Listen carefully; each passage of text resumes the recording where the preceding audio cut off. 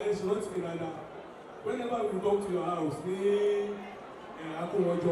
Mama will pray and pray and pray and pray.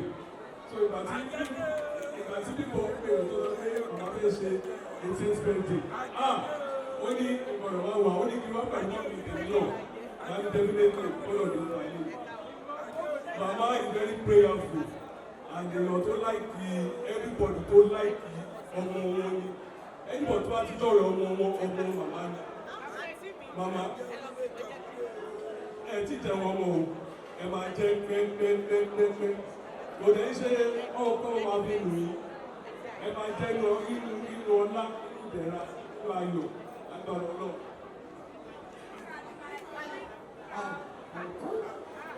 Ẹ bá mi pàtẹ́wọ́ fún Báyọ̀ Olúńlá. Bí Báyọ̀ ṣe ń sọ̀rọ̀ lọ́wọ́, ó ní. Bí Báyọ̀ tún sọ̀rọ̀ ìyẹn láìfà mi lórí màmá tún sọ̀rọ̀ lọ́wọ́. Ní àjẹ́ oní mẹ́kọ̀pù kan wọlé, àjẹ́ mẹ́kọ̀pù ní o, àti wánú tíátà gbogbo ọjọ́ ayé ti àjẹ́ ni. Àyọ̀ká ọlọ́gẹ̀dẹ̀, ẹlẹ́kọ̀ọ́ máa ń pàtàkì bàjẹ́ bọ́ wọlé.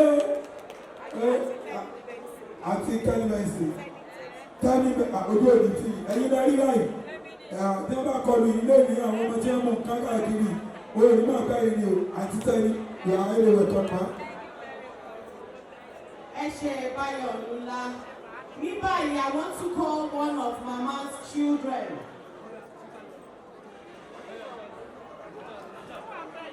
Àjàlá Jàríkò. Cecilia ni mò ń ké sí yẹn. Má bínú pé mo pè é lórúkọ o.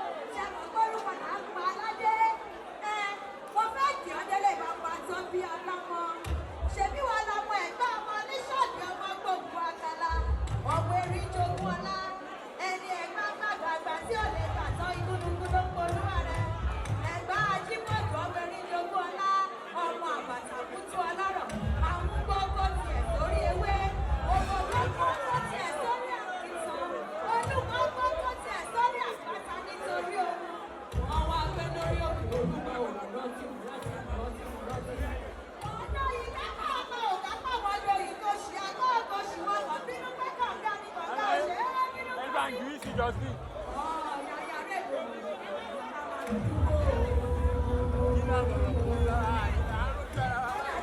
Ọmọ ní mélòó lẹ́gbàá? Ẹ̀gbọ́n ọmọ mẹ́rin lẹ́gbàá. Ẹ̀gbọ́n Akẹ́, ẹ̀gbọ́n Òwu, ẹ̀gbọ́n Gbàgùrà. Tẹ̀lé àwọn ọmọ Akẹ́, làwọn ọmọ Ajọ́gẹrú, Májọ̀gbẹ̀kọ, ẹrú rí síni, ẹ̀kọ́ kì í sínìyàn. Àwọn ọmọ Gbàgùrà, làwọn ọmọ dúró dákọ̀ lọ, àtọ̀yìn ìgbẹ́jẹ́ níta ọ̀jẹ̀. Tẹ̀lé àwọn ọmọ Akẹ́, àwọn ọmọ olódòdó òtẹ́lẹ̀, olódòdó òtàràrà. Ó dẹ́kun dáadé náà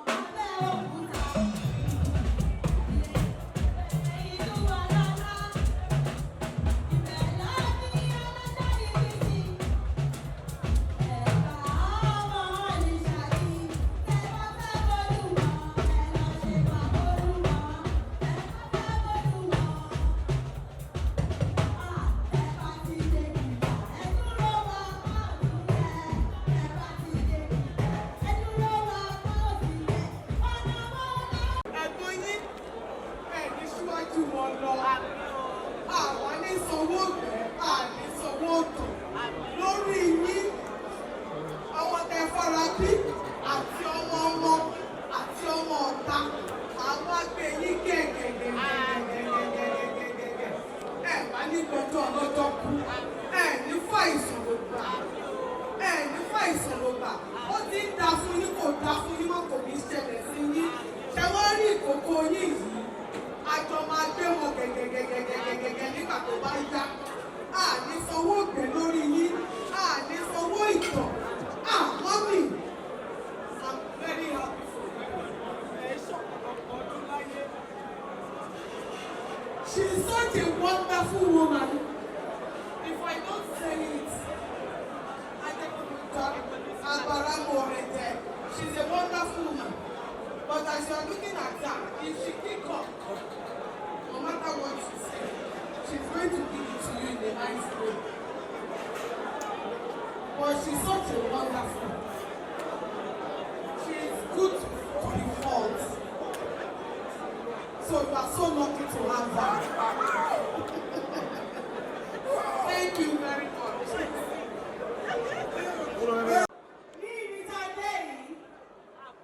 Please, band on stage. Band men on stage. Very much is suffering. Mama said our best song is Come and See.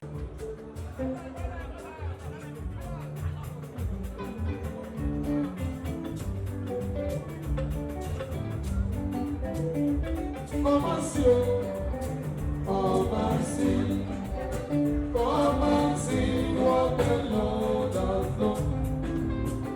Come and see what the Lord has done. Come and see what the Lord has done. Come and see what the Lord has done. Come and see, come and see.